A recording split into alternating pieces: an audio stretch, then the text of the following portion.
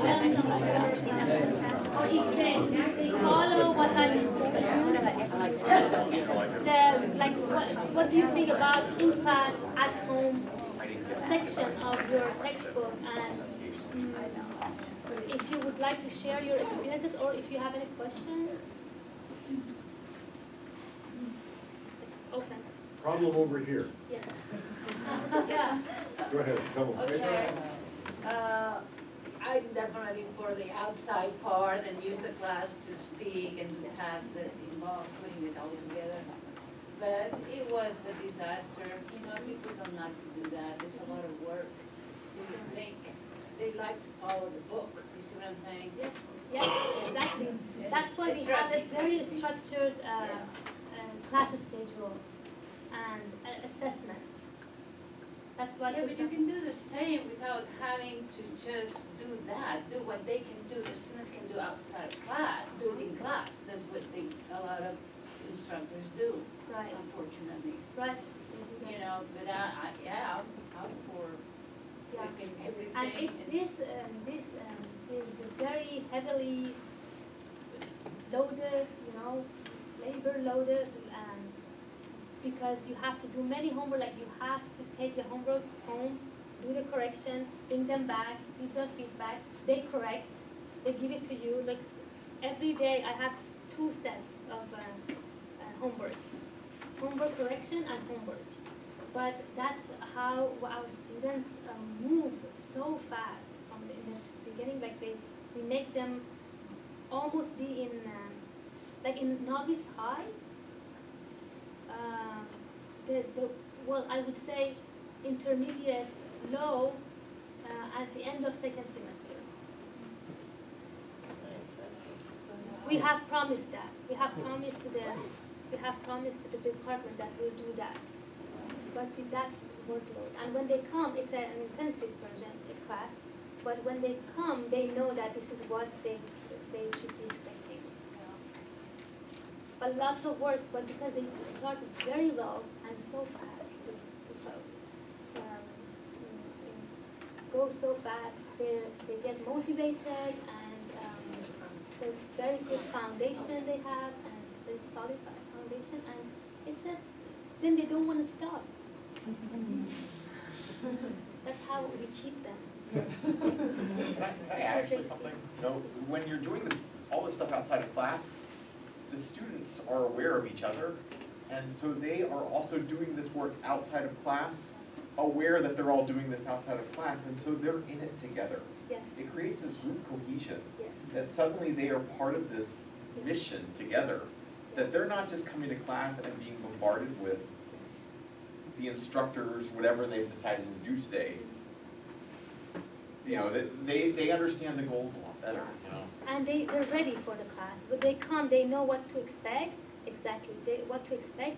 And actually, it's hard for me to do the work, but in class, the class is so much fun. It's just fun. Like, they are laughing and talking and starting using their humor, because they speak so much that they bring the humor inside. And it's a fun class. It's hard, but fun. So if you go to the evaluation, they say that it was intense, but everything else is good. They like the result, because it's so they see them so fast. One last comment, question? I tend to have an assumption that, like, if I was wanting to flip a language class, that I really kind of have to have everything for the whole process of flipping laid out in advance. Yes. And that's one of the things Exactly. that feels so overwhelming. Like, it doesn't feel to me like it could be I gradually do this the next year, and then I do this the next year, and then I do the next year, and then I'm where I want to be with flipped. It feels much more like I have to be entirely one camp or the other. And I wondered, you're both nodding, so I think the answer to my question will be no. But do you have any suggestions for, like, if you're not to where you feel like you have all your materials and everything laid out where you could go to a full flip, do you have suggestions for that? I think that what you can do is choosing the materials from your textbook that goes with that. For example, choose one, this activity. Okay, this activity can support this activity.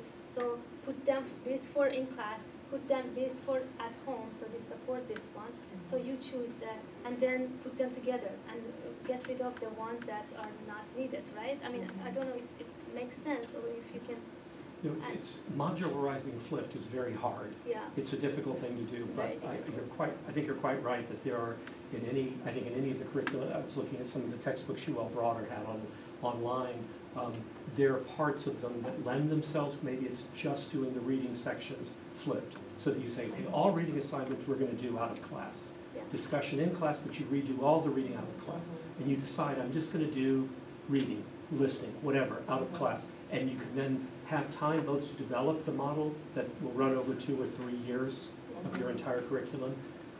We certainly at UT did them in French and Italian, went full frontal.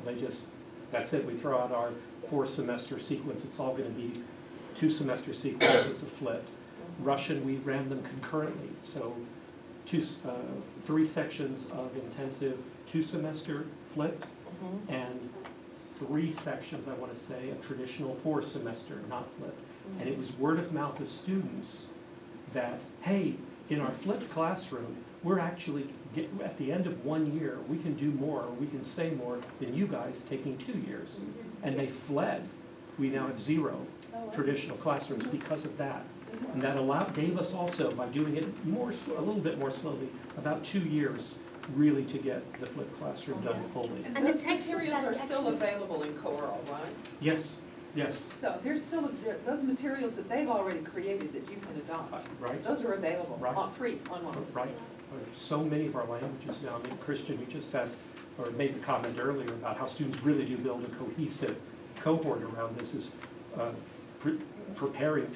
finishing a Czech textbook series. It's the same thing online, entirely online.